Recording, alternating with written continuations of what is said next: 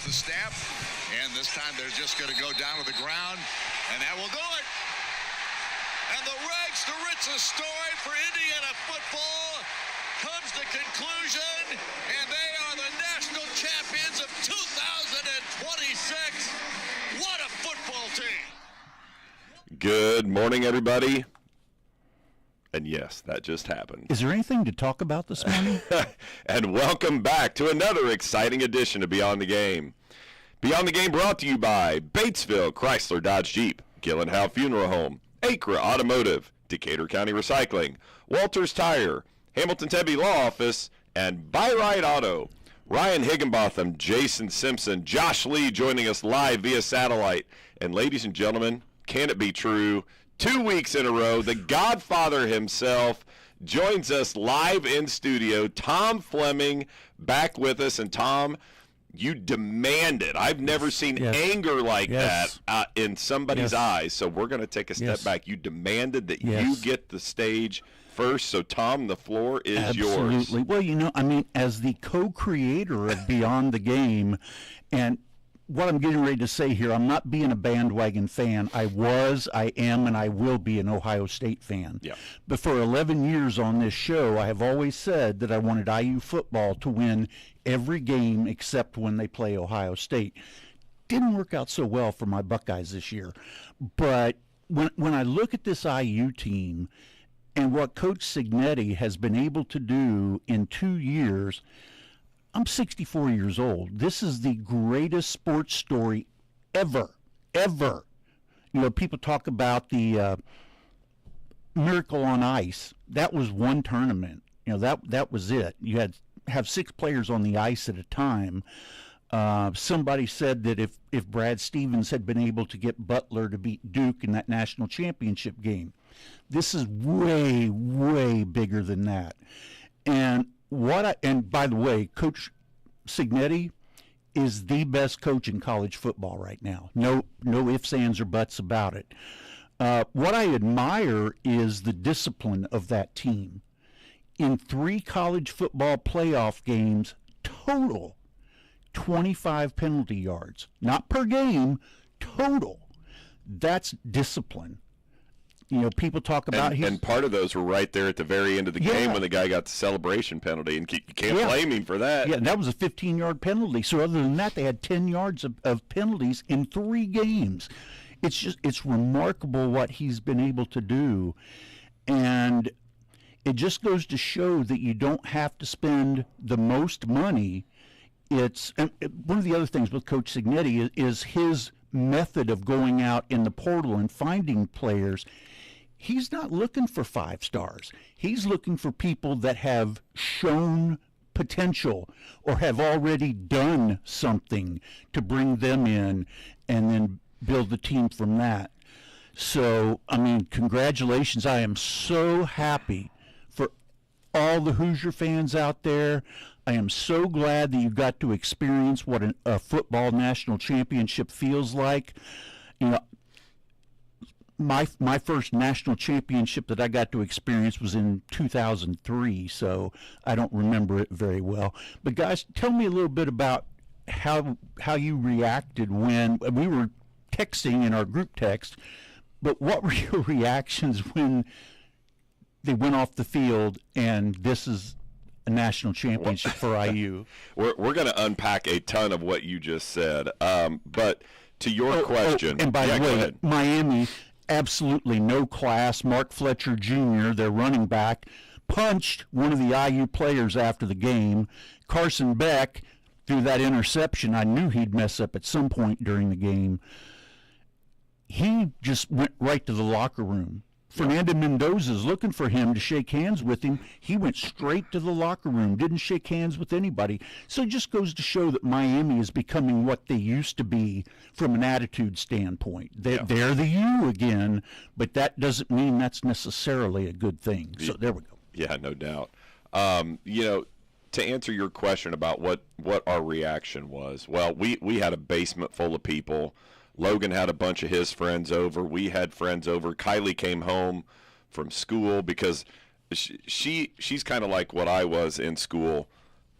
My whole friend group was either older or younger than me. I didn't have people like right in my same age. And so literally her last friend that she hangs out with in her group of friends besides her had just turned 21 like 3 days before the national championship game.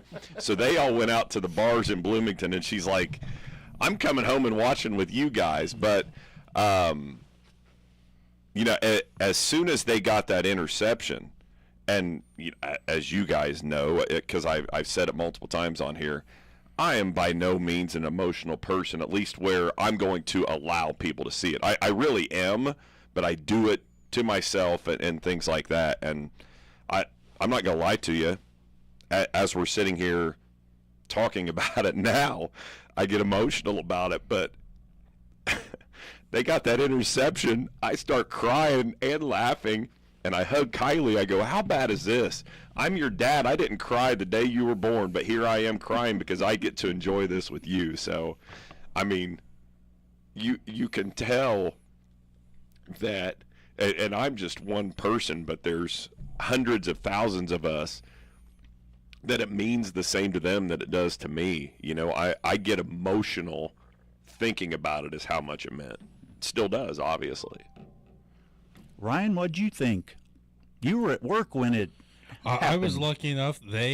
Honda are great people. I love them to death now. They called off Monday so we could watch the national championship, and I love them to death. What a great game. The first half, I felt under control. I felt I was not nervous at any point. I felt, oh boy, this is going to be a 30-point win. Next thing you know, the second half starts, and I'm a little nervous, and I can feel it. And then the false start happens, and I went, oh no, oh no, oh no, oh no. And I'm running around my house, and then they get the interception, and I swear to you, my cat has never looked at me so confused. I was running, I was jumping, I was screaming. I'm pretty sure my 90-year-old German neighbor was probably up in arms because I was making too much noise at 11 o'clock at night. But I don't care. What an unbelievable performance. And can we just talk about Heisman Doza? I almost threw my shoulder out of joint going like this when they would do stuff. So, yeah.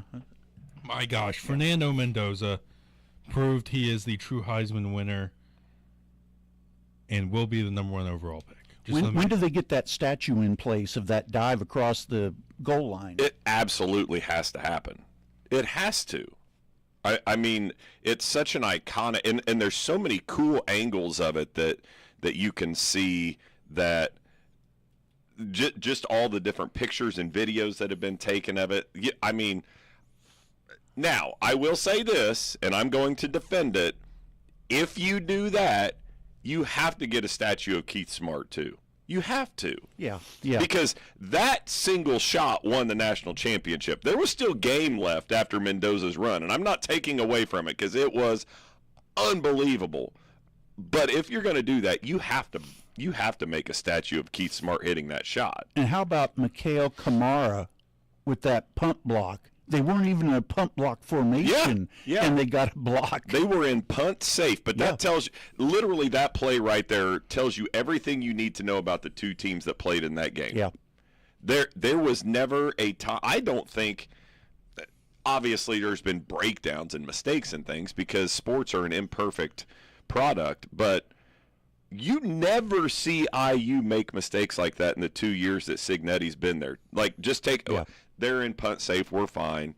So all it took was one guy. Well, then it ended up being two guys from Miami that didn't do their job to the best of their abilities. And in punt safe, you gave up a blocked punt for a touchdown. Yeah. To say the little things matter is maybe the grossest understatement that we'll make today. Yeah, if that punt block didn't happen, there wouldn't have been a 4th and 5. No.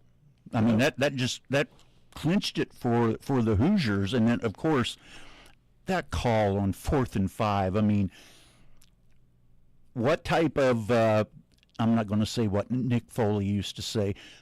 What kind of guts does it take to make that call with a national championship? 4th and 5 on the 12, and you call a designed quarterback draw. I mean,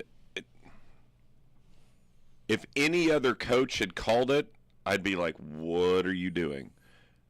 But number one, we always say it in basketball, you got to put the ball in the hands of your best player to win you games.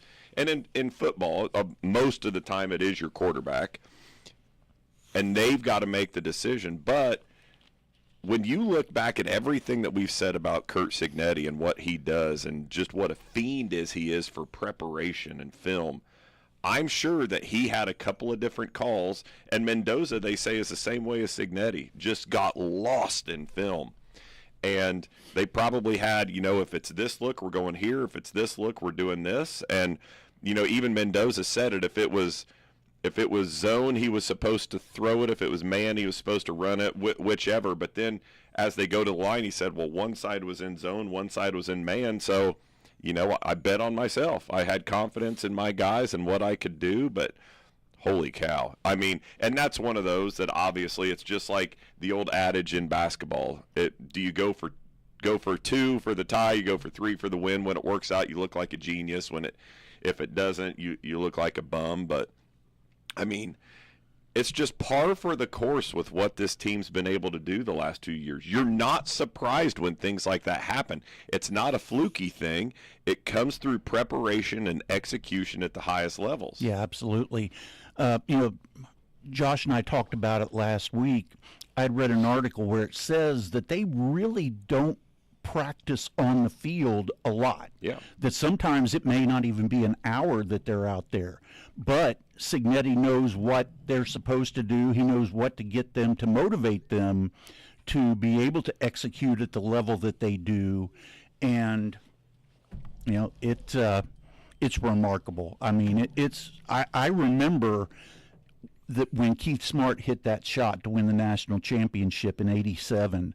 And by the way, I want to say also that I would love to see IU basketball go undefeated. That would be wonderful.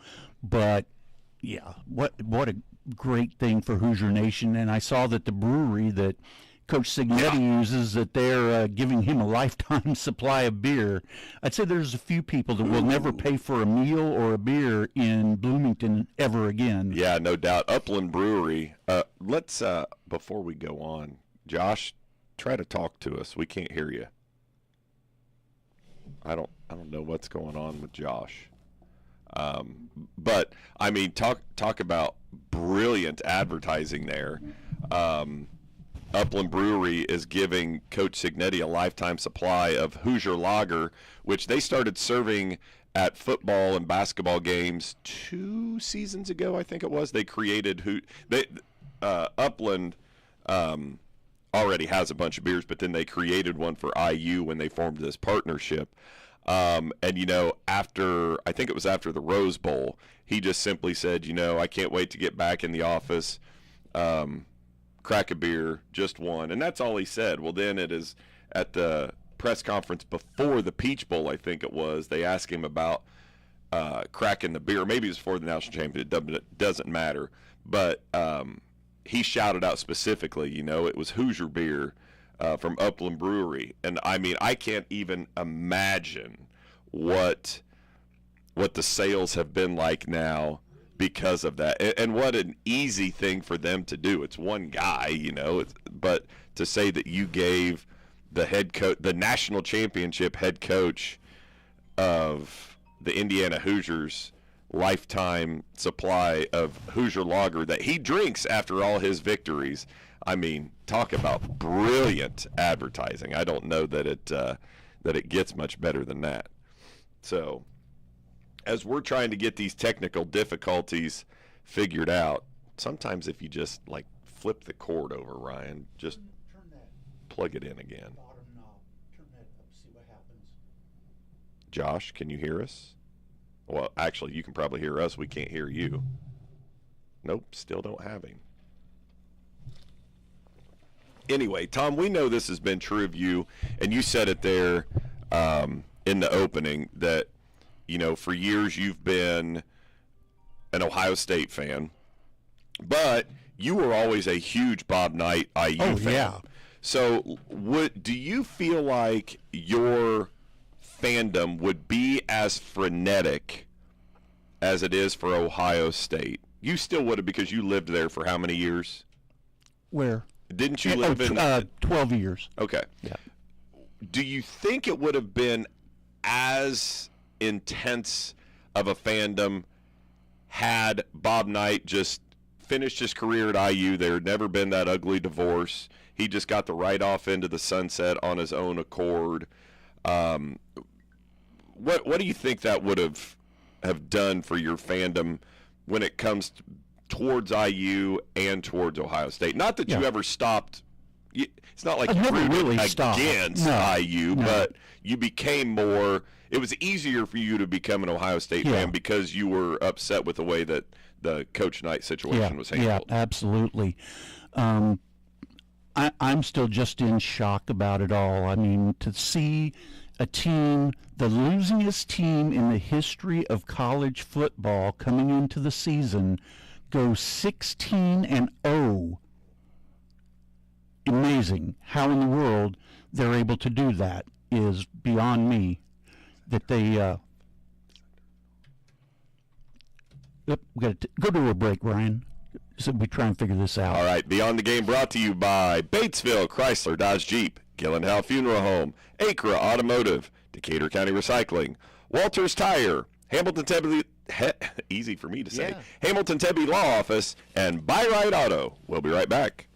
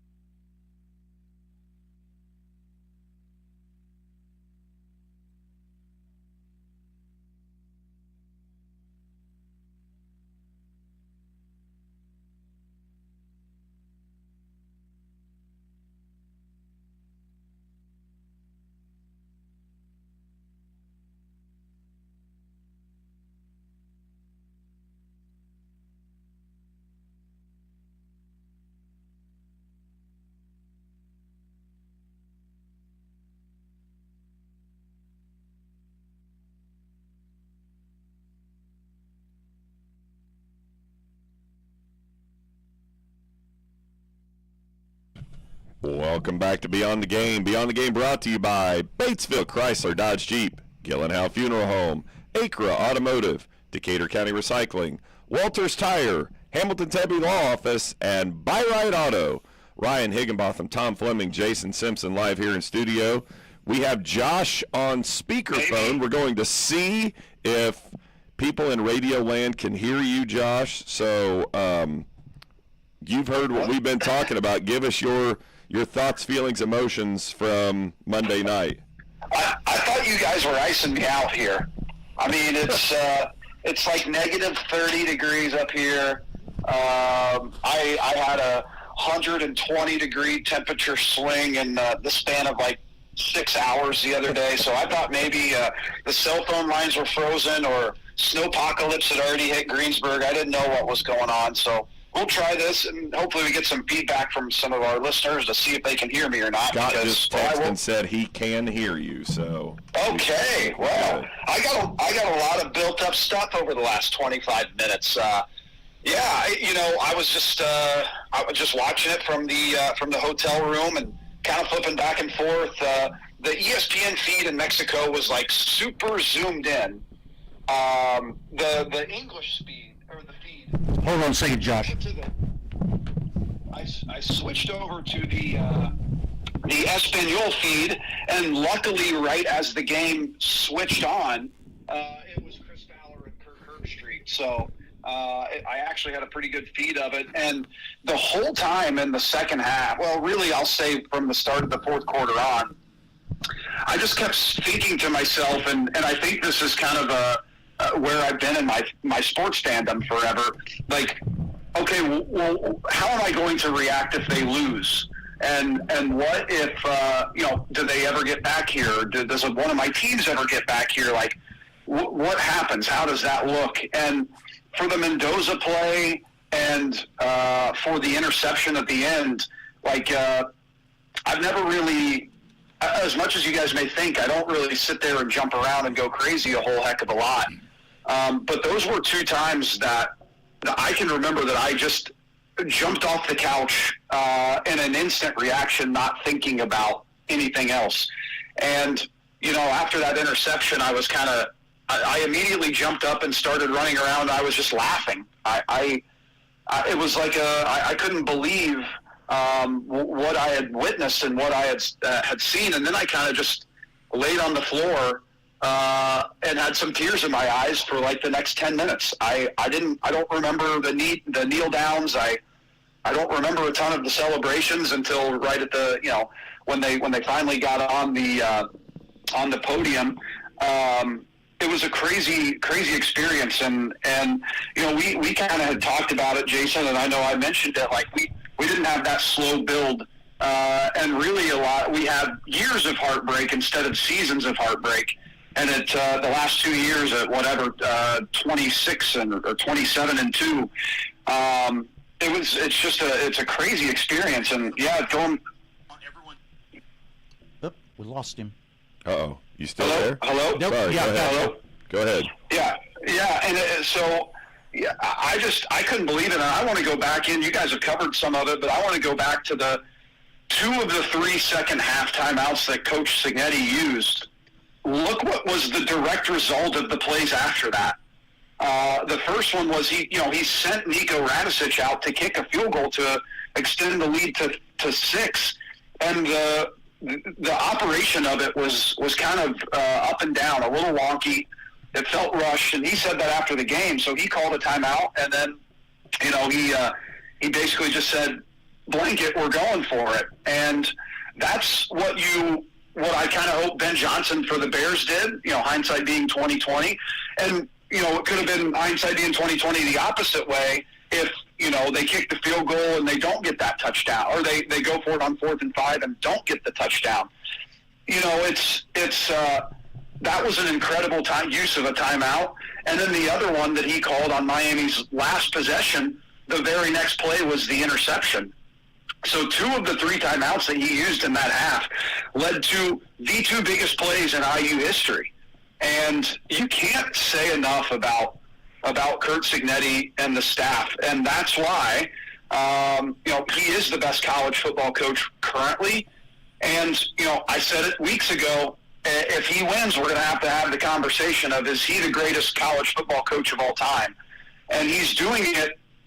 And Indiana, they were second to last of the group of 4 teams, not Tulane and James Madison, they had spent the second least amount in the NIL. So for all this talk about how Mark Cuban's buying all these players and all this, that means nothing because they didn't spend as much as 8 other teams in the college football playoffs.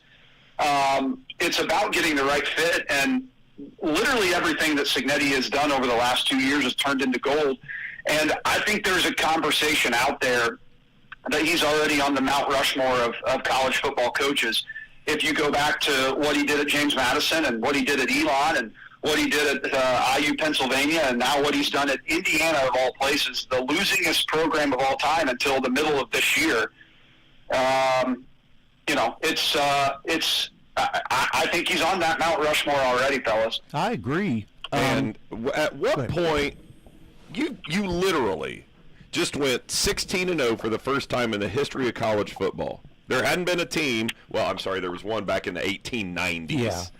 So in modern day real football, first team to go 16-0, national champion, Bear Bryant Coach of the Year, Heisman Trophy winner, most likely first pick in the draft.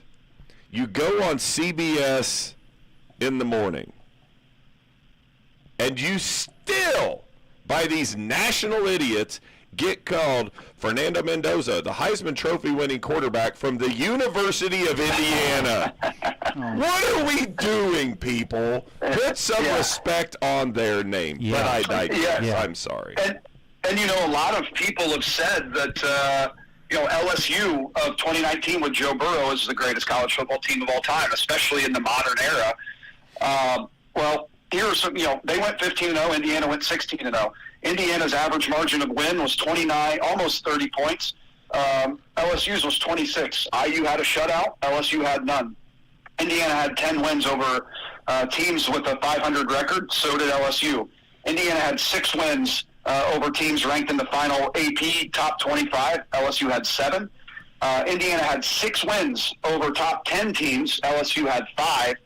And LSU had 2 wins over top 5 teams, and Indiana had 4. And Indiana going into this season was 121-1 all time against top 10 teams. And this year they were 6-0. And, outside of a couple games on the road, every single game that they played close was on the road other than the Ohio State game in a neutral site. And let's not even, we're not even beginning to talk about the demons that they had to exercise against Ohio State. No win since 1987. That right there, 38 years of not, or 38 years of not winning.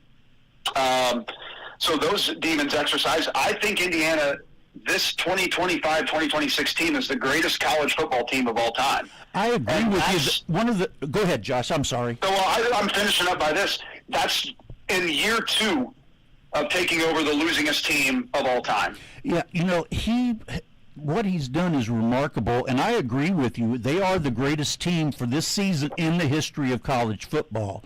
That LSU team, if you want to go by the way that ESPN and all these other people evaluate players, they had Joe Burrow, 5-star recruit. Justin Jefferson, a 5-star recruit. Other ones, Jamar Chase. Yeah, 5-star recruit. Curt Cignetti had 0 and only had 7 4-stars. And in the portal, I read yesterday that out of the 17 that he signed out of the portal this year, 7 are 4-stars, 9 are 3-stars. So he's not going out, and the way he approaches NIL, he doesn't go out and get into bidding wars over players. It's like, here's what we're going to give you. You can come here. And now to be able to say, you can come here and win a national championship. Chris Henry for Ohio State, he's coming in this year. He was thinking about switching and going to Oregon or Miami, one of those teams, because they were offering him a lot more money.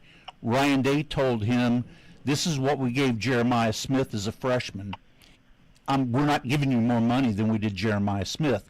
But Coach Cignetti, it doesn't seem like he even gets into that. It's just a matter of, this is what we do, this is how we play, this is how we train. Come play at Indiana. And you have to look at it from this perspective, and now especially having backed it up with a national championship, now he has in his back pocket, because you have to imagine he was that guy that said, look, come here, get better, win. This is what you're going to get. You don't want to come play for me? Fine. I'm good with that. I'll go get somebody else that is going to fit all these boxes. But now he can say that and be like, we've lost 2 games in 2 years. First undefeated national champion at 16-0 in the history of football. And you don't want to come here? And I'm telling you that you are the guy that we have circled. You're the guy that we want, which means I'm not promising you, I'm not guaranteeing you playing time, but look at this path in front of you and look at how you're going to develop and look at all of these things. And, you know, I was before the national championship game, I was willing to have the argument that, you know, this was the best college football team of all time. And, you know, to your point at the beginning of the show, Tom, when you said it was the greatest story, the greatest story in sports, yeah. I was going to push back a little bit with Miracle on Ice and, you know, I'm not saying it reaches this level, but, you know, some other ones that you could point to. You could point to Tiger coming back and winning the Masters and, you know, some things like that. But then, like you gave the statistic, they had 25 penalty yards, period. In 3 games. How about this? They lost 1 fumble all season. Yeah. And it was in their very first game. So they went 15 games and 3 quarters of football without losing a fumble. But this is the one that pushes it over the top. This is what makes it not hyperbole to say that it is the greatest story in the history of sports. And Josh, you're a part of this as well as I am. In the history of Indiana University, there's been 127 years of college football, which means that there have been 124 graduating classes that have experienced 4 years of football at IU. Everybody with me on my math? Yeah. Yep. Out of those 124 classes, 75 out of 124, which is 60-some percent, 75 out of 124 did not experience 16 wins in their entire college career. 75 graduating classes did not experience 16 wins in their career. So there is no argument that can be had that does not make this the greatest. It's easily the greatest turnaround in sports history, but the greatest story in sports history. Because as we've talked ad nauseum about all of the reasons why they could do this, they never did. In 127 years, they never did. It took one guy to come in, and we can't even say it only took 2. It took 1 season to become relevant. It only took 2 to become undefeated national champions and win as many games in 1 year as 75 graduating classes did not experience over the course of 4 years combined. That, to me, is that's the tipping point, and people can argue till they're blue in the face. You just throw that at him, like, okay, now what? Well, one of the things with IU is we talk about the greatest story ever in sports. Tiger, what he did at the Masters and all that, that's fine. That's one person. Mm-hmm. A football team, you've got 11 players on both sides of the ball that have to execute their assignments perfectly to make the play work. Yep. And they were so disciplined. I still can't get over the stat. 25 total yards of penalties, and 15 were after the interception at the end of the Miami game. I mean, that's just remarkable. And one lost fumble, and Mendoza had, 6 interceptions? 41 touchdowns, 6 on the interceptions. season. Yeah. And when did he throw his last one? He didn't throw one in the playoff. He had one in the Ohio State game. Okay, so it was the Big Ten championship game. So he had 5 leading up to that and had one in the 4 biggest games in IU history and of his career. And take a look at who they beat. They beat Ohio State, one of the Who was number best one teams, at the time. one of the best teams in the history of college football. Alabama, one of the best teams ever in college football. You've got Oregon that's been on the rise for years, just haven't been able to get over the hump. And then Miami, who the U is back. So they didn't go out and beat a bunch of bums. And Josh, you talked about it last week, how good the Big Ten is and has been this year in football. For IU to be able to get through that Big Ten schedule undefeated, man, what a story. But I'm telling you guys, when you look at a team situation, there is nothing in my 64 years on this earth that there's been anything better for a team than what this team did this year. Here's a stat. I was just looking at former Indiana coaches. Cam Cameron, who coached the second greatest football player, maybe third greatest football player in IU history, and Jerry DiNardo. They coached 8 seasons, and they won 26 games in 8 seasons. They coached 90 games combined, and they won 26 games. And Curt Cignetti's won 27 games in out of 29 games in 2 years. So that's what we're talking about. And you know, it's just incredible what's happened. And the narrative that's being switched now in the national media is, well, Indiana's just the oldest. It's because they're so old. It's because they have all these guys and they're 23, 24 years old, and that's all they can go to. And guess what, fellas? Miami's average age is older than Indiana's. It was older than Indiana's. Carson Beck is like, he's already on AARP. He's almost as old as me, yeah. Yeah, that's also true. But when was there an age maximum in college football? No kidding. There isn't. Who cares? Like, okay, he's just doing things better than anybody else is. And the fact that now the Big Ten has the last 3 national championships, they have it in basically the current NIL era. And the SEC has played in none of those games. Paul Feinbaum finally admitted that the Big Ten is the best conference in college football. I can't wait to see where he moves to, because he said he was leaving the country. Everything that Cignetti has done has been crazy. And look, they have the number 3 or 4 transfer portal class coming in for next year. They're retaining players that could be 2nd and 3rd round picks this year. Has Omar Cooper made his decision yet? He has not made his decision. Today's the deadline, right? I think so. Okay. Is it? And you know what? It would make sense to me if he went. I don't know any more that he can show. How much better is he going to get? How much is his stock going to improve? Because really, outside of edge rushers or quarterbacks, you're not really improving your draft stock a ton. Omar Cooper's not going to go out there and run a 4.3 240. So how much more is he going to improve it? Trust me, I would love for him to come back, but they have depth, so it's not going to kill them if he doesn't. The biggest one was left tackle Carter Smith, who started for 3 years. He's a first-team All-Big Ten player. He's coming back. So Indiana wins in the trenches, offensively and defensively. They win with depth. They win they can run it down your throat. They can throw it. They can beat you with defense. I'm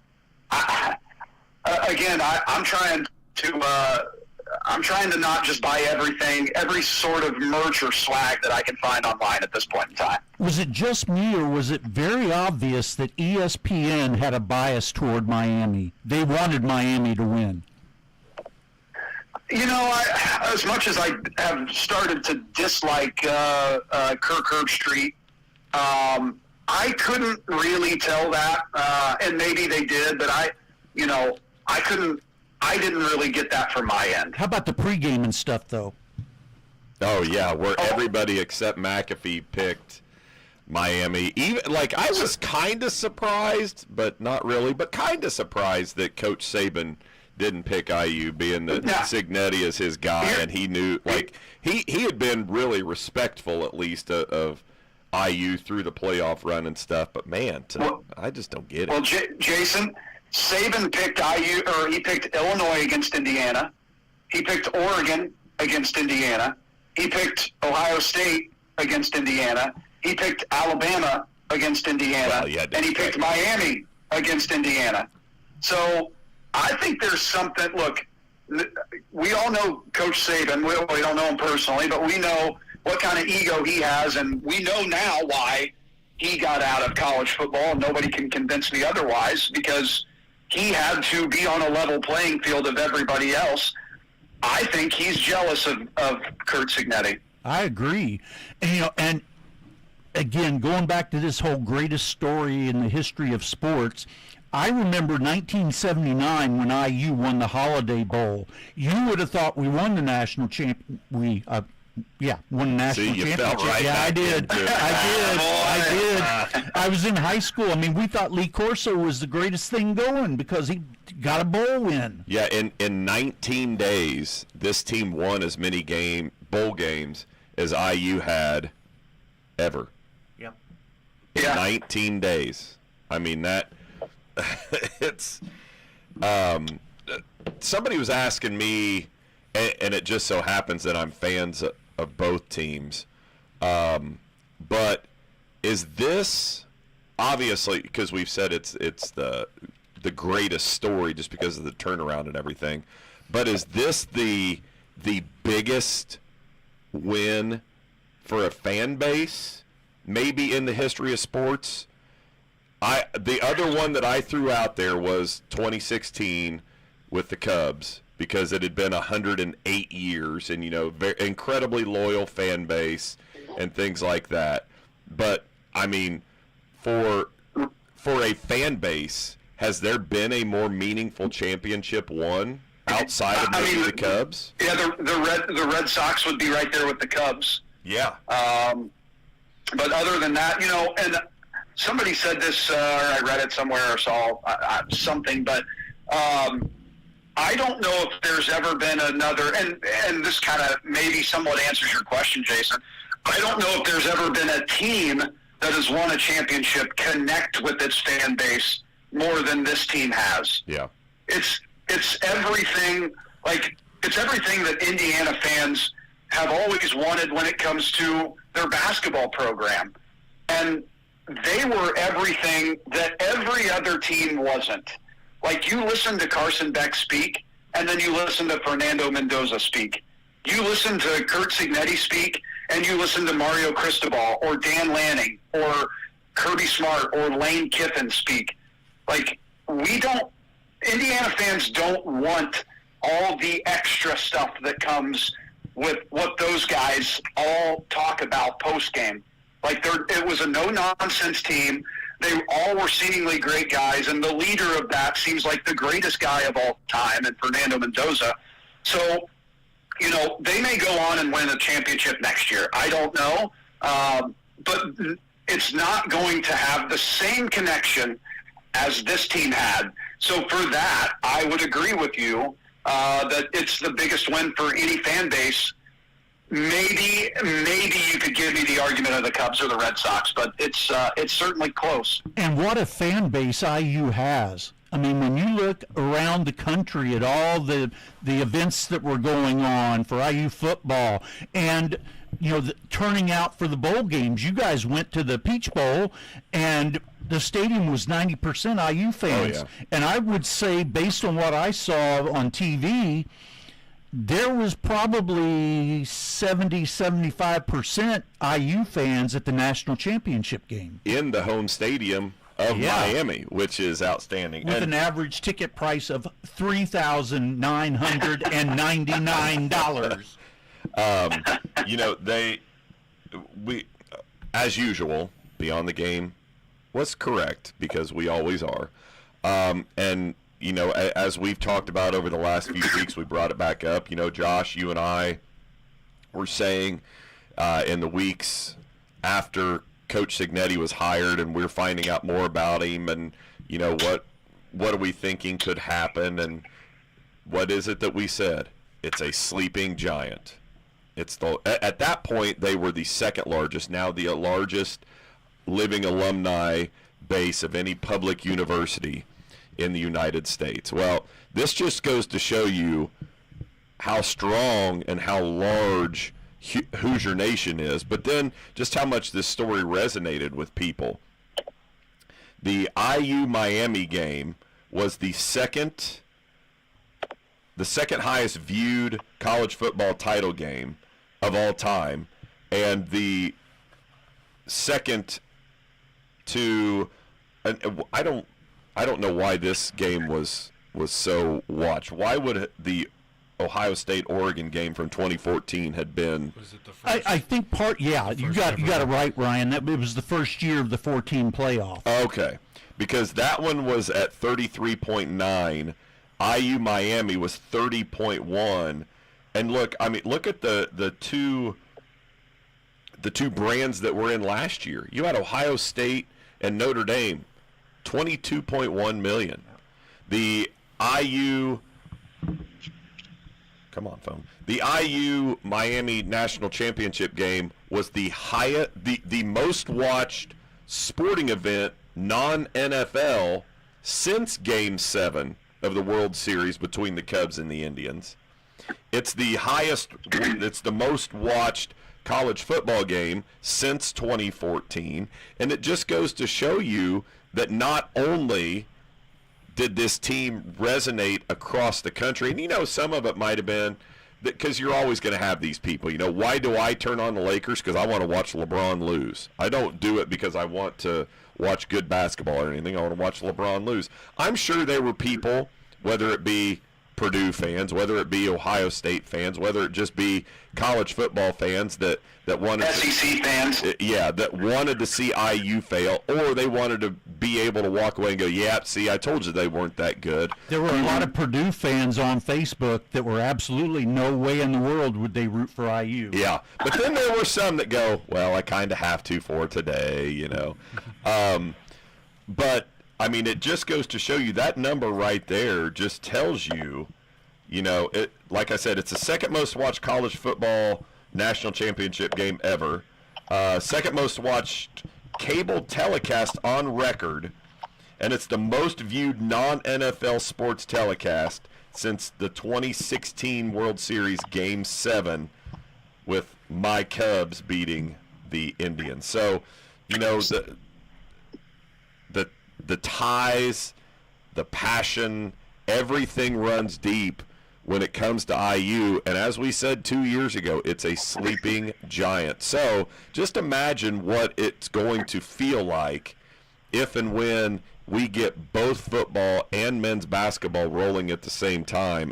I hope we don't, but we might become those obnoxious Ohio State or Kentucky fans.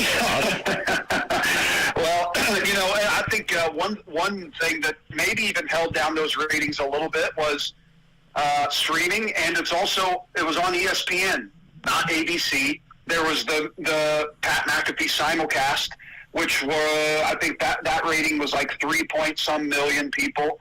And I would assume that a lot of Indiana fans turned into that because of how McAfee is connected with not only the state, but Curt Cignetti and Indiana football in general. I mean, he's been the guy that has been he's carried the water for Indiana football over the last 2 years.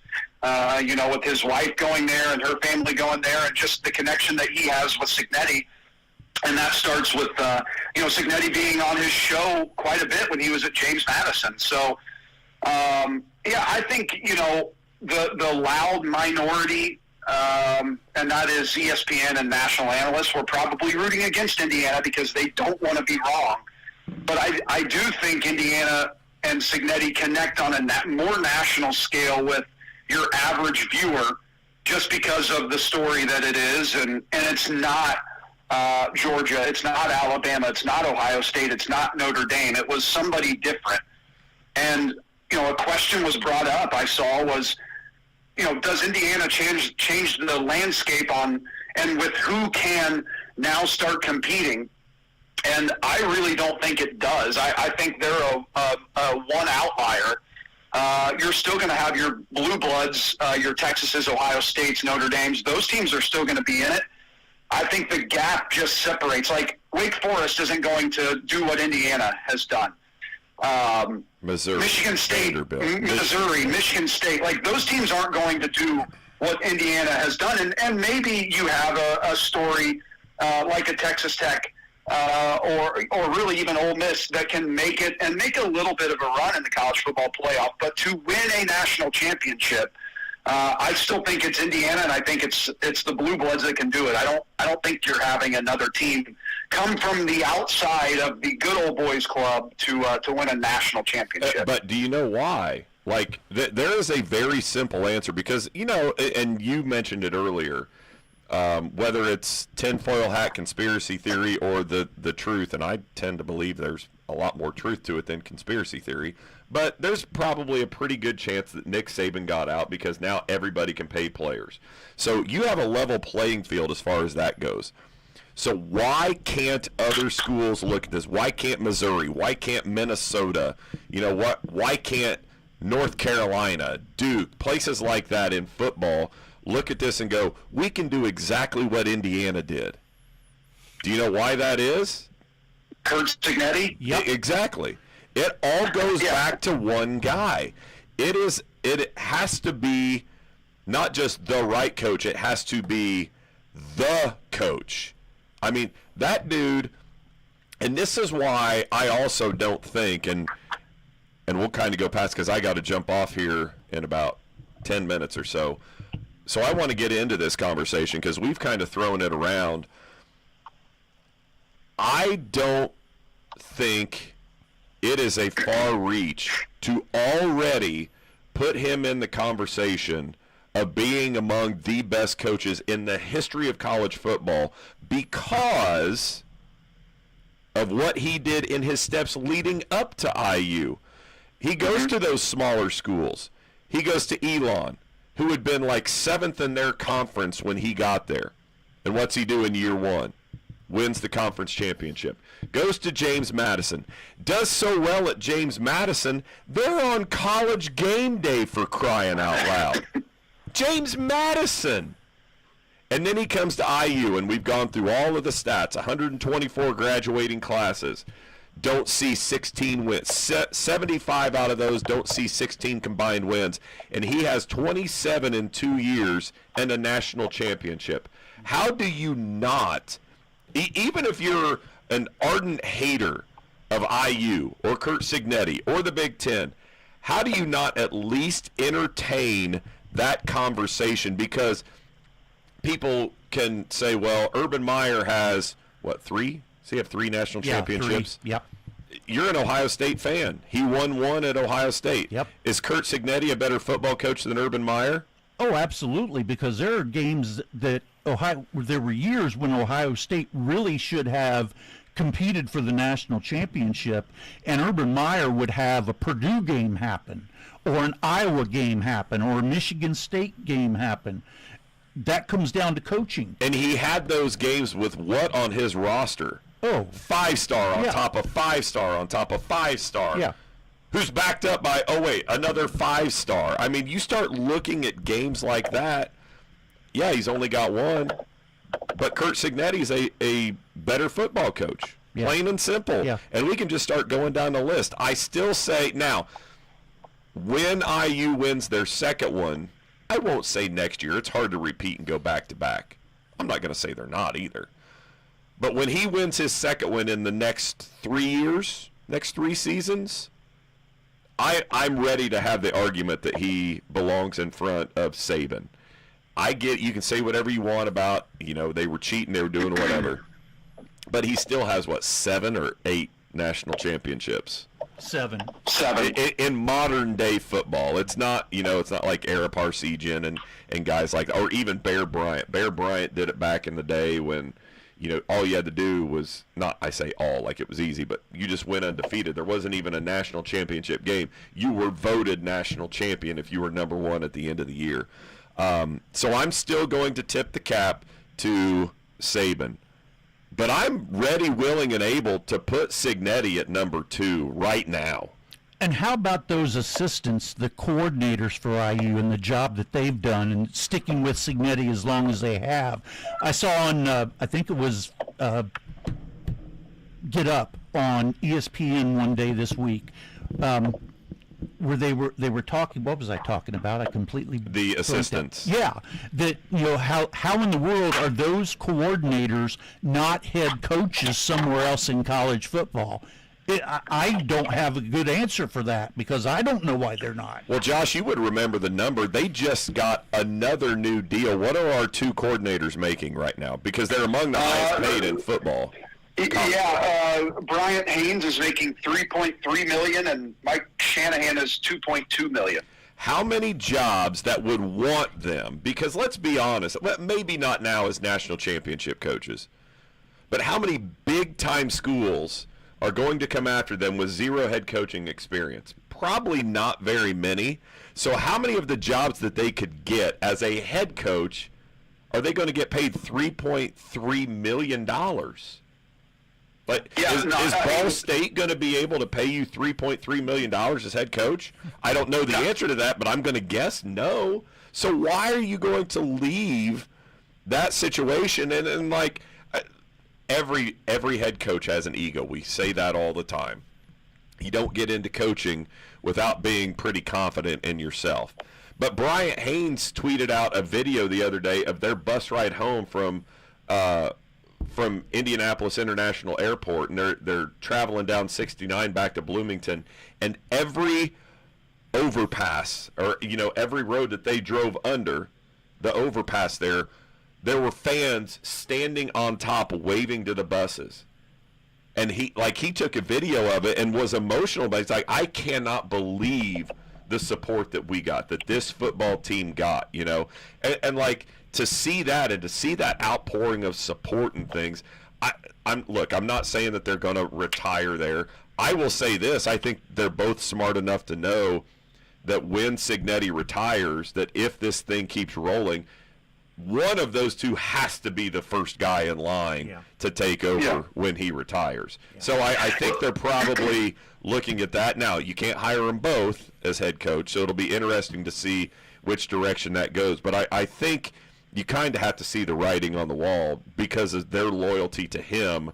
If this thing just keeps trucking along, IU's going to want to keep that consistency and that continuity going. So I got to think that one of them would be the next in line. Indiana's, so I did a quick research here. I looked at Peegs.com and I found the final Indiana football coaching hot board after Tom Allen was fired and the day or 2 before Curt Cignetti was hired.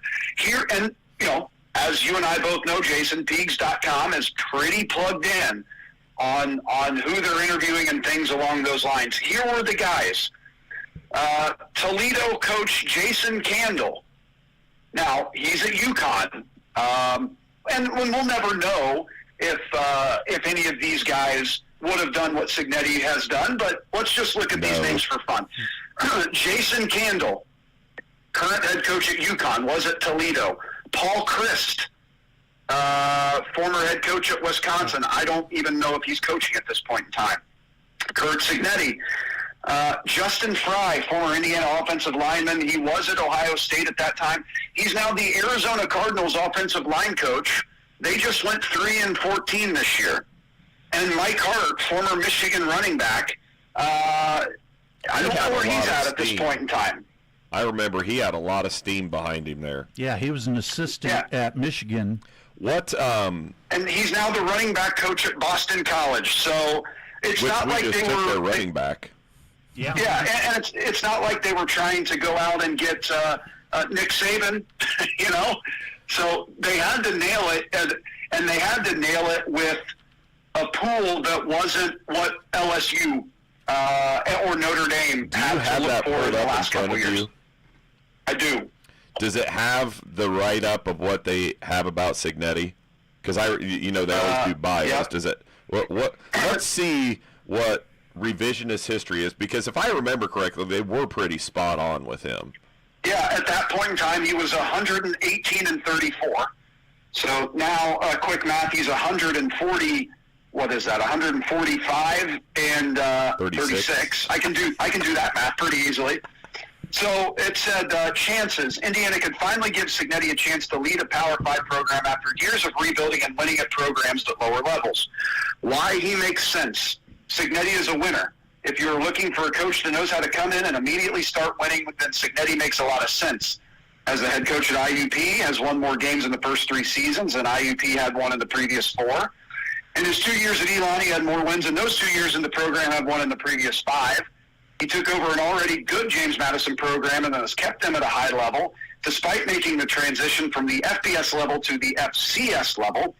He also has impressive Power 5 working experience for Nick Saban and Chuck Amato at Alabama and North Carolina State, and he was recruiting coordinator for both programs that recruited at a national level. Why it makes you worry, and this is the last write-up. Cignetti will be 63 when the 2024 season gets underway, so if IU is looking for a coach who can give them a decade or more, he's probably not the guy. While he has extensive Power 5 experience, he's never been a head coach at that level and hasn't coached at that level since 2010. He's also never worked in the Midwest, so recruiting connections in this area would need to be developed. I think they nailed it on why he makes sense. Google him. And by the way, please tell me you guys did Google Kirk Cignetti afterwards. I did, yes. Did you happen to see that? No. If you just went, I don't know if it still does it. We'll have to see here. I know this is, pull up Google, Tom, and just type in Kurt Cignetti. We'll see if it still does it. And if it does, then we'll let everybody in on what they need to do. And if not, we'll just tell you what it did. So just Kurt. Yep. Look at the very top under the. Watch what pops up. So. Yep, he won. So like that. Everybody right now, do yourself a favor. Just go to Google, type in Kurt Cignetti, hit search, because everybody knows his famous quote, Google me, I win. I win, Google me. When you type in Kurt Cignetti's name, just below, as it goes to the results page, just below the search bar, you'll get a fun little surprise. But I will tell you this. I think the one place, and this was from talking to people, like it came across on Peegs after he was hired, and they talked to people who were familiar with his coaching style and stuff. This is the one thing that people missed on when it came to him. There was a knock against him that when games got close or down towards the end, he would get conservative. I would say that is the exact 180 from what he has shown himself to be since he's been at IU. And, you already talked about the 2 plays earlier, Josh, in the national championship game. It's 4th and 5, and when Mendoza takes off and gets that touchdown, they could have very easily tried to kick a field goal, been conservative, things like that, but he said, no, we're going for the win. And there were multiple times through the year. That game against Illinois earlier in the year doesn't happen if you get conservative. He just kept putting his foot on their throat and kept pushing down harder and harder, pedal to the metal. And I think he's been that way through his first 2 seasons. I haven't seen one time where he's been in a duel and he's been the guy to flinch. He doesn't blink. He just keeps coming at you. He's like that. What do they say when a shark is hunting? And they get ready to bite something, and that lens comes over their eye. Like he's just going in for the kill. And so I would say that is quite literally the only thing that people got wrong about him. I still love the thing that came out, and I know I put it in our group chat, where somebody was talking. It was a Power 4 coach. They didn't say which team it was, obviously, that said that IU, they are murder bots. Yeah. That's what they are. Yeah, it's I'm gonna live in this for a while because at this point in time, I don't really care what happens in any other sport. Go ahead and win your national championship, Purdue. It doesn't matter because we won an IU or we won a football national championship before Purdue has ever won a basketball national championship. So go ahead and win yours this year. Before That's they won fine. any national championship, Josh. Yes, because we are the champions, my friend. It's glorious. Do we need to take our top of the hour break? I'm going to jump off here, fellas, so enjoy the second half of the show.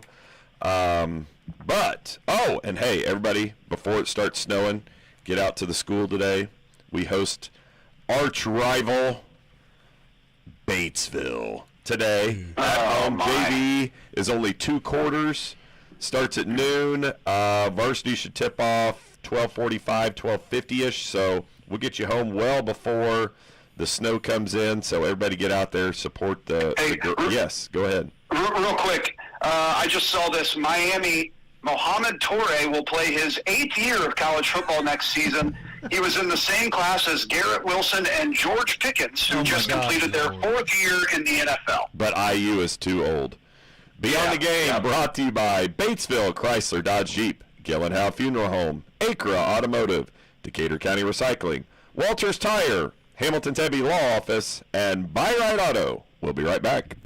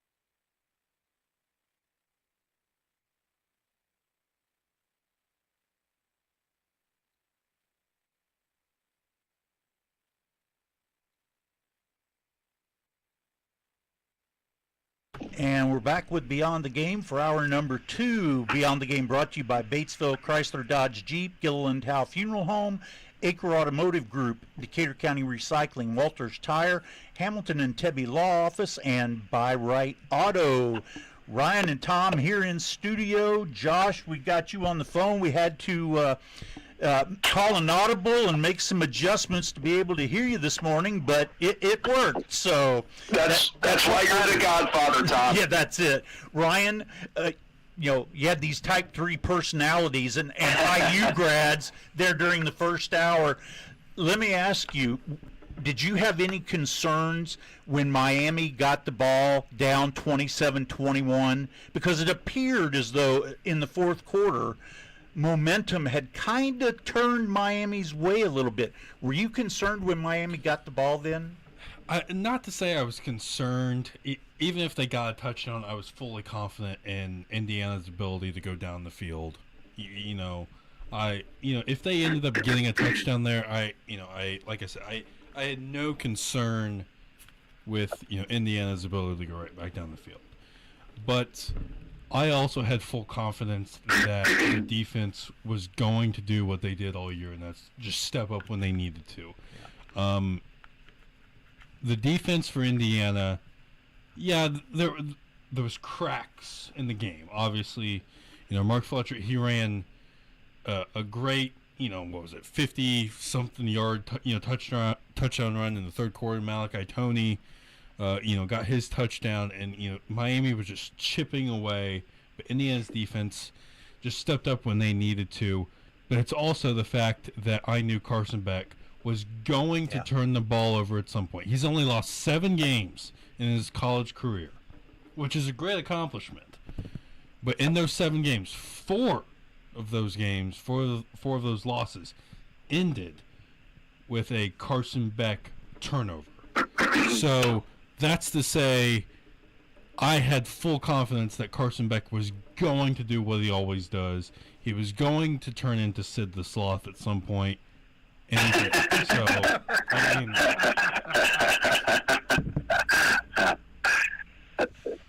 Go ahead, Ryan. Our last thing. Sorry. It just the entire game. You had to wonder, when is Carson Beck when is it gonna happen? Because it's happened in every game. It takes me back to when he was still at Georgia, the Alabama game, where Alabama went up 28-0 and Georgia came roaring back. Next thing you know, Carson Beck throws a pick to end the game. It's every time that they need something to happen, Carson Beck can't get it. It's got to be everybody else. In his 6th year of college football, I believe. And you only got 7 losses. Congratulations. But you can't win the big one. Yes, this is your 3rd national championship game in 6 years. That's a great accomplishment. Good job for you. But when it comes down to it, you're not the reason that you won a national championship at Georgia. Right. You're simply not. It's the fact that IU's defense didn't even have to play well. They were just waiting for Carson Beck to make a mistake. And sure, the receiver should have turned around. He probably would have had a touchdown if Carson Beck would have just thrown it 2 yards deeper. But that's not what happened. He underthrew the ball just like how he always does, and he under-delivered when it mattered most. And I think that's the takeaway in that last drive. It wasn't about IU's defense played well, but it was about Carson Beck not being able to deliver in a big-time moment. Yeah, and excuse me, I know we talked about it, but IU all season just never beat themselves. And a lot of times when you get into those Indiana-Ohio State games or Indiana-Oregon or Indiana-Miami, whatever, you lose the game more often than you win it. And, you go back to the Indiana-Ohio State game, Tom. I know that this is a sore subject for you a little bit, but at least Indiana won a championship. But, missing a field goal that would have given them the lead, And so, you have that. You have the way that Miami with Carson Beck throwing an interception or giving up the 4th and 5 or the punt block for a touchdown. Like that happens more often than winning it because It's not like, and you guys, we kind of talked about it, the block punt. Indiana didn't have punt block on. It was just, hey, let's make sure they're not going for it on 4th and 2 or running some sort of trick play. Let's just catch the punt and go down and score. So it wasn't an out-scheming thing. Miami just didn't make the play. They didn't make a simple block. So a lot of times teams lose games as opposed to winning them, and Indiana this year just never beat themselves. And, one lost fumble all season, and that was in the first game of the year. And, they played 6 top 10 teams, so they didn't play a weak schedule by any means. So, we could talk about them forever, and we will talk about them a ton, but it's a team that I've most connected with more than any of the sports teams that I've watched. And that includes this year's Chicago Bears, which was up there for me as well. Yeah, the whole punt block thing is still amazing. If you watch the replays, the punter for Miami took 5 steps before he kicked the ball. 5 steps. And, it's that Australian style of punting, they call it, where they kind of roll out to the right a little bit and then kick the ball down the field. That was part of the issue and why IU was able to block it, but just the complete breakdown in their blocking scheme, Miami choked. Yeah. Well, good for the Hoosiers because, but not for my bank account because I've done nothing but just continuously buy IU swag and memorabilia over the last week. But that's okay. Yep. I've been there, done that. Well, Tom, it's been a while. I guess last week, but I know you don't have an envelope written out, and we can talk NFL certainly, and we can talk the incredible pass that Caleb Williams made. Oh my gosh. To tie that game. But is there anything that you want to get to before we get into a little NFL? No, let's talk NFL. Yeah, so, Caleb Williams has continuously made throws over this season where I'm like, that's the greatest throw I've seen in Chicago Bears history. The 45-yard touchdown pass in overtime to DJ Moore. The 4th and 8 to Roma Dunze against Green Bay in the playoffs that kept their season alive. The fourth and goal in the first game against Green Bay that he had an all-out blitz on that he made to the back pylon. But then there was the 4th and 5 in the playoff game where he dropped back 25 yards, 30 yards, turned around and sprinted back to the 40-yard line and ultimately threw a 16-yard touchdown pass and that traveled 48 air yards to tie the game in the divisional round last Sunday against the Rams. What an incredible pass and play that was. Yeah, and Caleb Williams, he's improved so much this year. And, he doesn't throw for a high completion percentage. I think it was like 56.9% I read a week or so ago. But when it's crunch time, he makes big plays. And I think as Ben Johnson continues to work with him, I think we'll see all of those areas improve even more. That throw that he made, that's an Aaron Rodgers type throw when Aaron Rodgers was in his prime. And Caleb Williams is in year 3 or 2. Year 2. Year 2. And was able to make those kind of plays. So, all the talking heads on ESPN and Fox and all of those, they think the Bears are in trouble next year because they're going to have to play a first-place schedule. I don't think it matters. No, I mean, the NFL is such a year-to-year league. Nobody thought having the Chicago Bears on their schedule this year was a big deal. Nobody thought that having the Jaguars on their schedule this year was a big deal. And look how that's turned out for everybody. So, the one thing that I'm a little upset about, and they did lose, but I thought they just had the Rams in such a state of shock after that completion by Williams to Cole Kmet in the corner of the end zone that I thought they should have gone for two.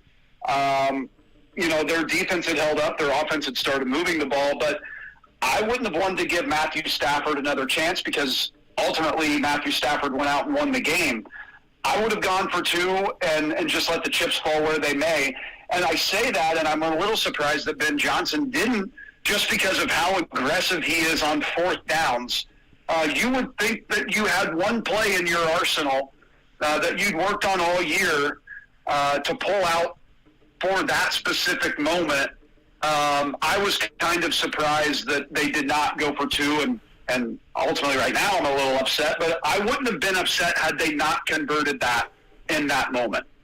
Yeah, at least take the shot. Take the shot to win the game. Yeah, and if you don't, you don't. And, it's not like Ben Johnson was conservative all season and then he all of a sudden went aggressive. They had an aggressive go-for-it mentality all season. You were playing at house money with that pass from Caleb Williams at that point in time. I understand that you're at home. I understand that you had the momentum.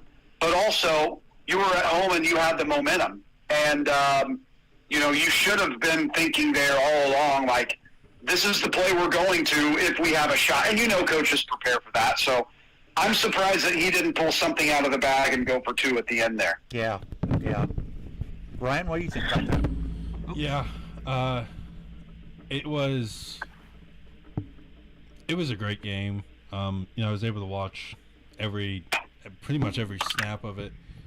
And I agree with you. I do think they should have went for two, and I think to your point, Josh, don't get me wrong, I think people would have been upset if they didn't get it, but it's the try that matters. If you go for it, and if you don't get it, you're going out in blades of glory, you know what I mean? You're going out to win the game.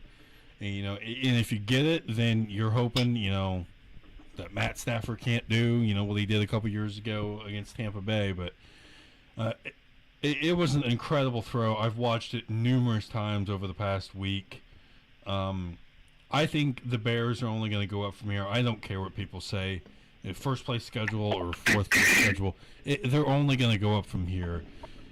Some teams aren't able to, return to that glory the year after, or they're, on that so-called, hangover from the previous year.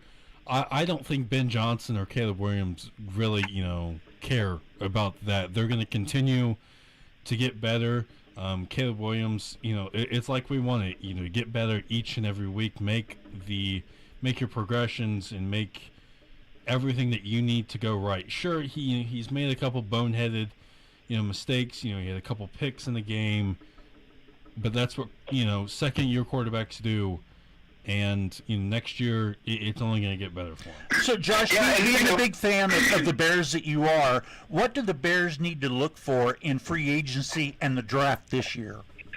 Defensive line, and a little bit more defensive line while you're at it. When you have to blitz to get pressure and you can't get it from your front four, you just put such stress on that back seven. And consistently all season, the Bears could not get pressure with their front four consistently.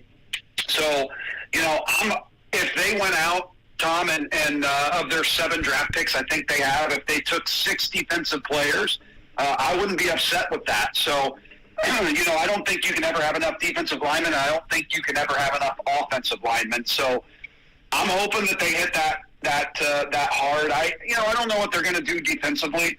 They've got some salary cap. We've said it on here, and everybody said it, but the salary cap isn't a real number. It's not a real thing. You can always finagle stuff around. So on paper, it doesn't look like they have a ton of room, but DJ Moore is making $28 million, and they can get out of that with the trade and not pay him a ton. So if they can trade him for a 5th or 6th round pick, there's $28 million right there. So, and looking at their – go ahead, sorry. How much dead cap is there, though, if they trade him? I want to say it's only around $3 million, so it's not. Okay. Yeah, I think a lot of it is it's already. I don't know if it's already been paid or if it's. I don't know if it's a signing bonus that he has that contributes to the cap number, or if it's actual salary, I don't really know. But to trade him, to cut him, there's a big number, but not to trade him. So, yeah, you would have to fill that hole. But over the last 2 years, there's been so much up and down with DJ Moore from play to play. And if you know, Caleb Williams did the leadership thing and took all the blame for the interception that he threw. But if you watch the replay, like I have a ton, DJ Moore doesn't bust out of his route at the snap. He's not busting it across the field. He didn't flatten out his route like he was supposed to. So Caleb Williams shouldn't have made that throw on 2nd and 6, but also DJ Moore should have had more competitive juices in him in overtime in a playoff game. So if they lose him, I don't think it's the end of the world. You know, they can get out of it. Cole Kmet, Danny Trevathan, or not Danny Trevathan, Tremaine Edmonds. They can get out of some contracts, but again, that cap is a moving number, and it's not really a thing. So, you know, looking at their first place schedule next year, they also have the AFC East is their crossover matchup. So, you know, their away games outside of the division. The only one that there's two that I worry about. That's the Seahawks and the Bills. And who knows what the Bills are going to be at this point in time. But they also have the Dolphins, the Falcons, and the Panthers. Like, I'm not overly worried about those as things sit at January 24th, 2026. And their home games outside of the division are the Buccaneers. Not worried about that. The Saints, the Jets, the Jaguars. Okay. The Eagles at home. Still not overly concerned, and the Patriots at home. So it's not like they're playing, you know, the 1972 Dolphins for 17 straight weeks next year. I have the answer on DJ Moore's contract. It says, as of early 2026, there's been speculation about the Bears potentially trading Moore to clear cap space with a $16.5 million savings possible, although he remains a key part of the offense. And 15.5% of his 2027 salary becomes guaranteed if he remains on the roster on March 13th, 2026. So they're still going to save $12 million against the 16, and they'll have $12 million. Yeah, $12 million that will still count in the cap. But yeah, that's a good savings. Yeah, you know, and so right now they're sitting. I'm trying to find exactly what they're sitting at. But, you know, we talk about it all the time. When you have a quarterback on the rookie contract is when you can make those moves and eat some of that dead cap space. So, you know, if they get out of that, and they can save almost $18 million by cutting Tremaine Edmonds. Now, Tremaine Edmonds, before he got hurt, was playing at a Pro Bowl level, but, you know, you can find guys a lot cheaper than $18 million for an outside linebacker. If you want to go and supplement that with either a defensive line free agent signing or a trade for somebody like a Max Crosby from the Raiders. So again, that cap is a fake number. So they're going to have room, and they're going to make moves, and they'll be aggressive because their winning window is right now before they have to pay Caleb Williams big time money. You mentioned the Bills, and I read yesterday that they interviewed Phillip Rivers for their head coaching position. And people are serious about this, about him becoming a head coach. Never been a head coach at any level. He's an assistant coach for his kids' high school football team among his 10 kids and one grandchild. I mean, what do you think about something like this? Phillip Rivers suddenly all going to come in and be the head coach of the Buffalo Bills and be able to get them over the hump to get to the Super Bowl? You know, at some point in time, I know you can't do it. I know people can't do it, but don't you have to start criticizing Josh Allen? A little bit. I mean, as good as he is in the regular season, look at what he's done in the playoffs. And he's making key turnovers in those playoff games. So they got rid of, I think, a really good coach, and is it Sean McDermott? Yeah. They fired him, and the guys they're interviewing at this time, here are the three names that I've most heard. Phillip Rivers, who's coaching high school. Mike McDaniel, who got fired from the Dolphins. Didn't the Bills see him twice a year, every year for the last 5 years? They did. And know that he's not the guy? And the other guy is Brian Dable, who was awful with the New York Giants. Yeah. So why are we thinking that these guys are going to be better than Sean McDermott? I didn't understand that. They were in the playoffs every year, and other than Josh Allen mistakes, like they were right there every year. So sometimes change isn't always a good thing. Yeah, I agree. And the press conference that the Bills owner had, he was terrible. He was awful in the way he talked about McDermott and what he had done in his time there, and why they had to make the switch. And it's like, come on. I agree with you. I mean, he's proven that McDermott that he can win games. Josh Allen last week had 4 turnovers, I believe, 2 interceptions and 2 fumbles. And one of the fumbles, he was running with the ball held out in front of him, didn't tuck it at all, and one of the Patriots came up and just slapped it away.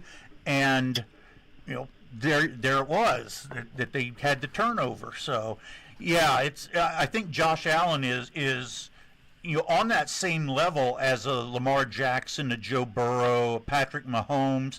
However, he has not been able to do the things that a quarterback has to do to get his team to the Super Bowl. Yeah, and I was just playing around on Sportac, which is you can find contracts and everything for any team in any sport, and I just did 4 moves is what I made, Tom. I traded DJ Moore and Cole Kmet for late round draft picks. I released Tremaine Edmonds, and I stretched out Montez Sweat's contract to 2028. And now I'm up to $48 million in cap space, and I was at -7. So that's how easy it works. And I'm not a cap guy, so pretty easy to get $50 million in cap space. And I don't think with Odunze and Luther Burden III that the Bears have issues at wide receiver, and if they can trade DJ Moore and get one of those late round draft picks, take it, because you've got stud wide receivers still on your roster. Yeah, at some point in time, you have to go with Odunze and Luther Burden and a veteran 1-year guy. Like, Ben Johnson, and most NFL teams don't have 4 and 5 really high-end, or 3 even high-end wide receivers. Like, that's a place that you can get an undrafted free agent or a 6th-round pick that can come in, and a veteran guy that can be your 3rd wide receiver and live with a $2 million cap hit. So, especially with the emergence of Colston Loveland, I mean, what a draft pick that was. I think the Colts got it right in taking Tyler Warren, but everybody said, and of course Chris Ballard was laughing when the Colts took Colston Loveland, and Colston Loveland has maybe turned out to be the best draft pick in that 2025 draft. Yeah, you might be right. I was shocked at the draft because with all the publicity that Tyler Warren had gotten, because he had played running back and quarterback and wide receiver as well as his regular tight end position, he was getting all the publicity. I was a little shocked when Colston Loveland was the pick, but obviously the folks that make the decisions for the Bears knew something, because they found a clutch player. I mean, he's always there when they need a reception, a 3rd down reception. He's always there, and he's got hands like glue. Yeah, and he was one of the youngest players in the draft. I mean, he's 3 years younger than Tyler Warren. Again, I think Tyler Warren's a great player. He had a great year. And I think with the actual quarterback, look what Tyler Warren did the first 8 weeks of the season when Daniel Jones was playing well. So, sometimes it works out for both teams, and it's not, if you don't draft this guy, but you draft this guy, you're an idiot. Like, it works out well for both teams. And, Tyler Warren is basically a better version of Cole Kmet. Except Tyler Warren's not as good a blocker. He's not overly athletic. He's not overly fast. He catches a lot of stuff, and he's going to make you some 7- and 8-yard gains. But Tyler Warren's not going down the field for 45 yards. So Yeah, it went right. I'm interested to see what the Colts do at the quarterback position like everybody else is. Ryan, where do you think they go with the quarterback position? I think they re-sign Jones. I don't know if they give him a max contract, but they'll definitely sign him for probably, my first guess is 3 years. I think they have look, he's not a great quarterback by any means, but I do believe that Riley Leonard can be a good backup. He can get in there and he can do his job. Not great by any means, but he can do his job. And I highly believe that Ballard is going to pick another quarterback in the 5th or 6th round. And it's not going to shock me when it turns out to be. It's going to pain me to say this, but it's not going to shock me if somehow Carson Beck ends up on the Indianapolis Colts. It's not going to shock me. I'm not going to go that far. Wow, we can't. They're not that. They're a mess, but they're not that big of a mess. Here are some guys that Daniel Jones obviously leads the 2026 quarterback free agent market, but two guys that I think should have a shot to be the Colts starter next year, or at least come in and compete. One we've talked about in Malik Willis, if he doesn't go elsewhere, but he's a free agent. He's looked good for Green Bay when he's had the opportunity to play. He would be one. He can move around a little bit like Shane Steichen likes. And another one, you guys are going to laugh, but Mitchell Trubisky. I mean, he's a guy that could come in and compete with Daniel Jones, and he's not going to cost you a ton of money. He played in 4 games this year for the Bills, but really played in the last game for Josh Allen. He didn't get the start technically, but he threw 4 touchdown passes. He can move around a little bit. So, I mean, look, that's where the Colts are at this point in time. And that's all because of one Chris Ballard, who just continues to do a great job as the Indianapolis Colts GM. Well, and Steichen is supposed to be a quarterback whisperer, so what's he going to be able to do? If they're depending on Daniel Jones, who tore his Achilles in week 14, I think it was. If you're expecting him to be ready at the start of next season, it's not going to happen. And it's going to take time for him to get back into a rhythm and with just adjusting after having the surgery to repair that Achilles. So I don't know. Maybe they sign him to a Sam Darnold contract where it's like 3 years, $100 million, which I think is way too much for Daniel Jones. But I don't think it's a bad idea, Josh, with Trubisky. I think we have seen that the coaches that he had when he was with the Bears, they were part of the reason why he was not successful. So I think he's got the skill. What was he drafted? I know first round, but wasn't he? He was 3rd overall or 2nd overall. Yeah. So I mean, he's got the ability, and I think with the right coaching, he could be a good quarterback. Yeah, and look, right now the Colts are sitting with $34 million in cap space. That's with Michael Pittman having a $29 million cap hit. Ugh. Get him out. Which is. Go ahead, Ryan. I've been meaning to ask both of you, if you had to pick between, Marky Mark, the white boy over here, Alec Pierce, who's the best deep ball threat, in the NFL, or Michael Pittman Jr., I know who I'm picking. Get Michael Pittman out of Indy. He never wanted to be there in the first place. Put him back, Southern California for all I care. But they need, it's like what you did, Josh, 10 minutes ago when you were making all those moves. Get rid of certain players who don't contribute to your team It's funny what happens when you do that and you actually put your mind and put time into your team, because it's something that Chris Ballard hasn't done in almost 10 years. It's funny what happens and what can happen when you show that you care, because if you care, Michael Pittman should have been on the first plane to Cancun 5 years ago.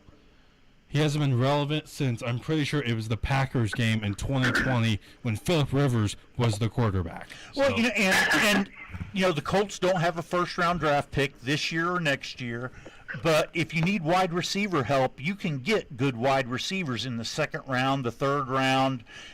People are going to be able to walk in and be a starter for you day one. So, yeah, if you can get out of some of that money and build up the cap space that you have, you can make some strong moves. Two quick moves I made. Trading Michael Pittman for whatever pick somebody would give you, or just releasing him. And Travarius Ward has talked about retiring. Just because he's had multiple concussions.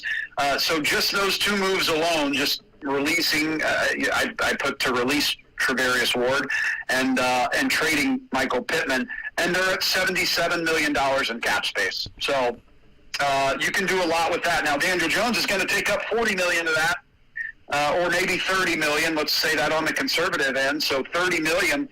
For Daniel Jones, you're sitting at $45 million in cap space. So there's some room for the Colts to improve, but until they figure out the quarterback position, they're nothing more than a 8-9, 9-8 team, which the Ursays seem happy to be. Yeah, so we've talked about the Bears and the Colts. Let's talk about the conference championship games for tomorrow. Let's start off with New England and Denver. I will start by saying that Bo Nix got hurt on the next to last play of the game or the play in overtime last week for them to kick the field goal, win the game, broke his ankle. I don't know necessarily that Sean Payton is upset that he's going to have Jared Stidham to be the quarterback. I don't think that Sean Payton is that thrilled with the kind of quarterback he has in Bo Nix. He plays because he was a first-round draft pick. But I don't think, and I'm pulling for New England because, they got Travion Henderson. Obviously, they have Mike Vrabel, so I'm going for the Buckeyes. Whatever team has the most Buckeyes, that's who I'm rooting for. So I want New England to win, but I don't think they're favored by 5.5 points. New England is at Denver. That just seems like a really big spread to me, when it's solely on the fact that you've got, the backup quarterback that's going to play for the Broncos.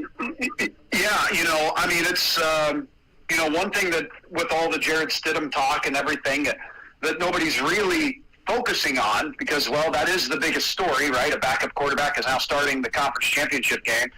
The Broncos are at home. The Broncos have the best defense in the NFL, and Drake May, for as good as he's been, has really enjoyed putting the ball in harm's way, whether it be fumbles, whether it be interceptions.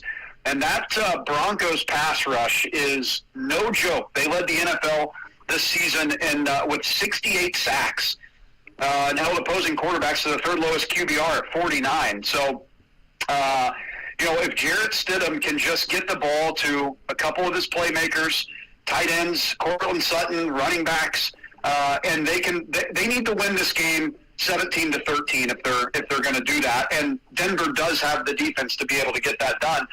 And that Mile High Stadium, that's a true home field advantage. That's a pretty big deal. So, I'm rooting for the Broncos because, I don't like the Patriots, and I have a couple friends that are Broncos fans. So I'm pulling for the Broncos, and I think the Broncos win this game 17-13 is what I'm going to call it. Yeah, that 5,280 feet above sea level in Denver makes a huge difference. Ron, what do you think about this game? I think Stidham, he's going to perform, lights out. His first ever start was it was a couple years ago against the 49ers, and the 49ers had the best defense in the league, and Stidham threw for 290 and 3 touchdowns.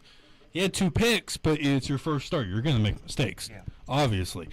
But I'm not overly, concerned with the fact, yes, New England, they have a good defense, but the fact that they have played almost nobody until a couple weeks ago, I think Denver can get it done. I think New England can win. Both teams can obviously win this game by 10, but I'm gonna go with Denver here. I think Stidham is gonna put on his cape and he's gonna go full Nick Foles here. I'm not saying they win the Super Bowl by any means with him, but I think Stidham can get the job done, especially at home. If this was in New England, God forbid, I think Stidham with those 6 picks, but it's at home. The fans are gonna be rocking.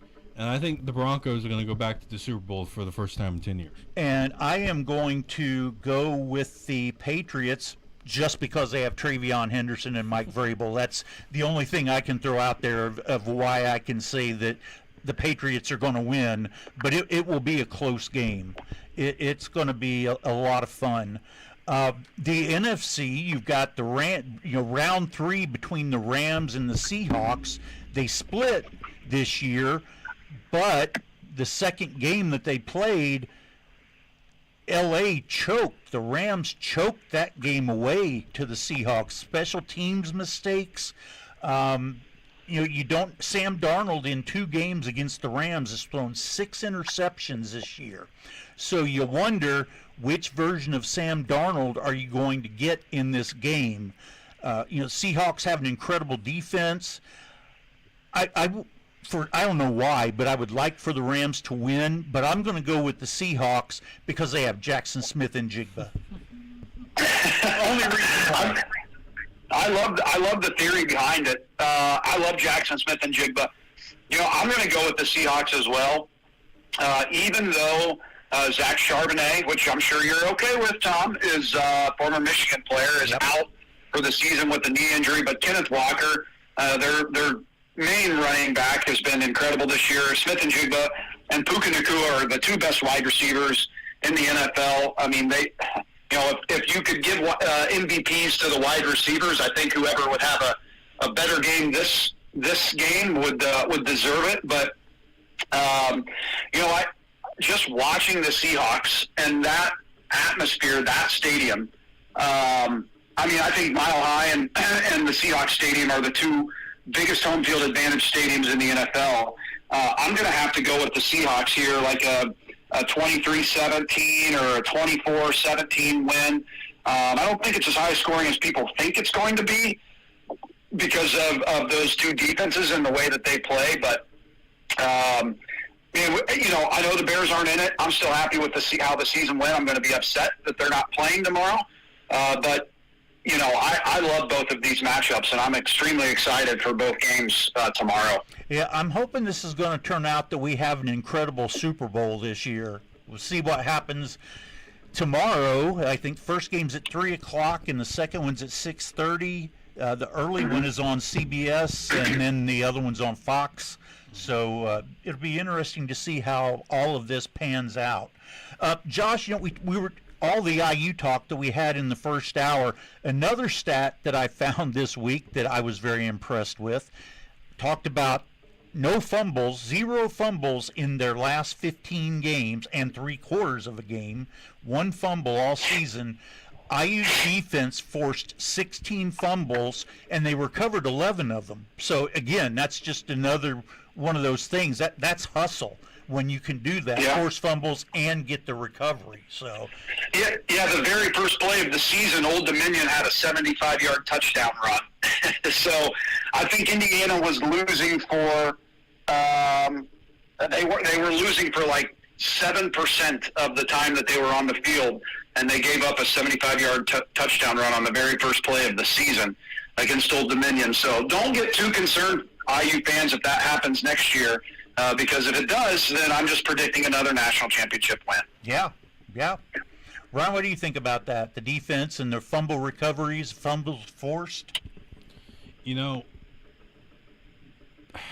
can't remember if it was last night or the night before. Fox college football on their YouTube, they put out every highlight from Indiana's year that they played on Fox this year, and me and my fiance, we were watching the Old Dominion game, and she was just on her phone. And I said, "Hey, watch this." She goes, "What?" And it was the 75-yard touchdown run, and she went, "You're telling me Indiana won the national championship this year based off that?" And I went, "Yeah, isn't that crazy?" But look, defense, they played amazing all year, and I tell you what, if I don't care who you are, I don't care if he's 5'9" or if he's 6'9", give me D'Angelo Ponce on my team, dude. Yeah. I want D'Angelo Ponce. Yeah. If I don't care who you are, I don't care what team you root for, or if you're a general manager or what. If you do not look at D'Angelo Ponce seriously, he is going to make you regret it instantly. Yeah. He might be 5'9", but he is out there to play and play well. And he can win you, and he can play so good on defense.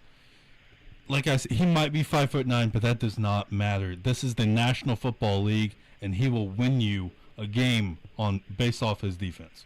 Yeah. How sad is it that Mendoza is going to have to go to Vegas and play for that team? They have a lot more fans from the Midwest at this point in time if Mendoza does end up, if they don't end up trading it, and he does go to the Raiders ultimately. But, hey, we have a couple minutes left, and you haven't been on here for a while, Tom, I guess last week. But, again, this is our show, and I don't really care what people think. If you don't want to talk about wrestling, then you can turn it off for the last 5 minutes. But Royal Rumble takes place in Riyadh, Saudi Arabia next Saturday. But before that, you have Saturday night's main event tonight on Peacock at 8 o'clock. There you go. I will not be tuned into that, but I will be tuned into the Royal Rumble. Yeah. What in the last 4 minutes that we have, what's going on with WWE? I haven't watched a second of it since John Cena's last match. Who's in the Royal Rumble? Who should win it? What's going on here? Pretty much everybody's in the Rumble. Drew McIntyre beat Cody Rhodes for the championship. So, I'm hoping that they don't go down the road of having Cody win the Royal Rumble again. I have a feeling it's going to be one of these people that they've called up from NXT recently. Maybe Obafemi, that maybe he's the one that's going to win it. On the women's side, I think Liv Morgan is who's going to win. I don't even think there's any doubt about that one. And then she'll go up against Stephanie Vaquer at WrestleMania. On the men's side, I don't have a good feel on what's going to happen on that side. I'm going to be interested. There's going to be a championship match. They have a four-way fight tonight on Saturday night's main event, and the winner of that goes against McIntyre at the Royal Rumble for the championship. And it's Trick Williams, who's new, Randy Orton, Sami Zayn, and Damian Priest. And the way things have been going, it looks like Sami Zayn, in my opinion, is the one who's going to come out as the winner of that. And then it's going to be a matter of, are they going to take the title off of him so much or so quickly? I don't know. The other match that's going to be interesting at the Royal Rumble is AJ Styles against Gunther. And this is AJ's putting his career on the line, which he said he's going to retire this year anyway. So this might be his retirement match. We don't know. I would expect Gunther's going to win. I can't imagine, as much as they pump him up and publicize him, I don't think he'd lose. I didn't think that AJ Styles' career would come to an end in January of 2026 until I read his contract is set to expire in February. So maybe it will be his last match. But, again, Gunther's going to have that thing about retiring legends like Randy Orton did when he was younger, and he was last match for a lot of people. It'll be interesting to see how it all pans out. Yeah, Yeah, I mean, I think Gunther retires AJ. I didn't know that, but I think I didn't know that match was on the card. But I think he retires AJ Styles, and then they go to WrestleMania in Minneapolis, and he retires Brock Lesnar as well. Yeah, agreed. Yep, SummerSlam this year's Minneapolis. So. Oh, SummerSlam. Yeah. SummerSlam. Yep. So I think that'll be it for Brock Lesnar. CM Punk still has the championship on Raw. I still can't believe that he won against Braun Breaker, but he did. He managed somehow.